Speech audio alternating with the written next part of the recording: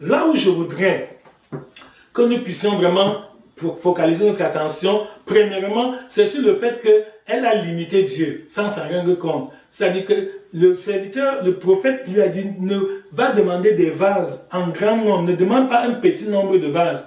Or, lorsqu'elle est partie, elle a ramené les vases, ses fils les lui présentaient, elle les remplissait d'huile. À un moment donné, il y avait encore de l'huile. Elle voulait ajouter, mais ses enfants lui disent qu'il n'y a plus de vase. Qu'est-ce que ça veut dire? Que très souvent, c'est nous qui limitons l'action de Dieu. Alléluia. Amen. Dieu est omnipotent, il est tout puissant, il est omniprésent, il est partout à la fois. Il est omniscient, il sait toutes choses, il n'est jamais surpris. Nous ne lui apprenons rien. Donc, la capacité de Dieu est illimitée. Mais c'est nous les hommes, par le doute, par notre propre raisonnement charnel, par notre compréhension limitée, c'est nous qui souvent nous limitons ce que Dieu va faire pour nous. Oui, mais si tu crois de tout ton cœur, le Seigneur va honorer ta foi au nom de Jésus. Amen. Donc quand tu vas vers Dieu, va avec un cœur ouvert, bien disposé.